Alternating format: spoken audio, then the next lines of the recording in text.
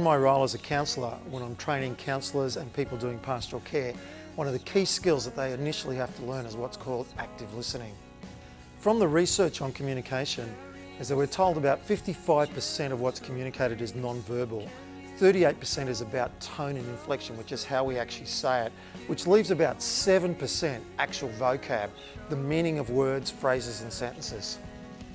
Active listening is quite different to just normal listening, and as the phrase suggests, it's actually very intentional, where we're listening to not only the non-verbals and the tone and inflection, but we're also trying to make sense of the words and the meanings. The foundational skill of active listening is called paraphrasing, and paraphrasing for some people feels like a bit like parroting. But what it is you actually take in the message that you get from the person and you give back to them what you've actually heard without adding new content or changing the direction of the conversation. Good paraphrasing, like any skill, has to be learnt and practiced, and it's going to feel uncomfortable right at the beginning. You may feel like it's just repetitious, but the key is focus on what's actually being said to you, not what you're thinking about's being said. This morning I was talking with a young fella and he was sharing about his frustration with his brothers, and he was saying something like, when they sing songs and do these annoying things, it frustrates me immensely. To paraphrase that, I just said back to him, sounds like you get really frustrated by your brothers singing songs. The biggest mistake that people make in learning to paraphrase is that they actually put their own interpretation in, or they actually get intrigued in the topic, and rather than actually stay with what the person has said, they add in new information. It takes a fair bit of discipline not to engage in adding to the conversation, rather than just sticking with the actual content and giving it back. A second skill in active listening is what's called reflection of feeling. And it's a little bit more difficult because what we're going to do is listen to the tone and the inflection of what people are saying, and then we're going to actually give back to them the feeling or the emotions that are attached to the message. So it's not actually stated, it's more an inference, but we're just picking up on that. For example, we could say, hey, you're really frustrated, or I can hear that you're angry, or you're delighted. It's more that feeling that you get that is in their communication rather than the specific words they say. The key thing to remember with reflecting of feeling is not what your interpretation is or what you think the feeling is. It'll actually be the affirmation of the person who's the talker. Because if you're actually on the money, they're going to go, yeah, and then they'll keep going with the conversation. When you practice your skills of active listening, you can actually hold a conversation without even asking a question.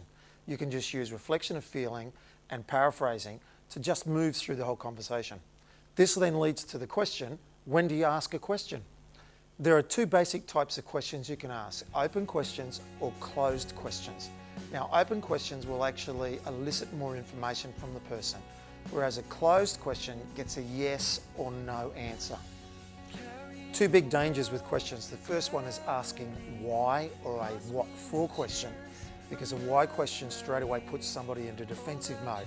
Think of most teenagers. Ask them why, and they'll say, because. The second danger in using questions is that you actually get to hijack the conversation. Often what happens as a listener, something grabs your interest and you want to pursue that more, and it may not be relevant to what the young person wants to talk about. So when you're tempted to ask a question, just check yourself. Maybe a paraphrase is better. In the flow of active listening, there'll actually be chunks of information. And when you get to the end of a chunk, you can actually use a skill called summarization. That's where you might just do a quick thumbnail sketch of the journey that we've travelled so far in the conversation. Or more accurately, a summary of what you've heard them say to that point. To recap, active listening involves paraphrasing, where you actually give back what you're actually hearing to the person. It also involves reflection of feeling, where you actually give back the feeling that's communicated in the words, and then using a summarization to wrap up big chunks of talking. Remember, use questions sparingly and focus on open questions, not closed questions. I say to all those students that I work with, whether they're training as counsellors or youth workers to go into pastoral care, active listening skills need to be practiced. Remember when you first started to learn to drive a car? Felt awkward and uncomfortable, and now you do it automatically? You need to practice these skills so that they are second nature and automatic. A real danger in any pastoral care is not knowing the difference between pastoral care and counselling.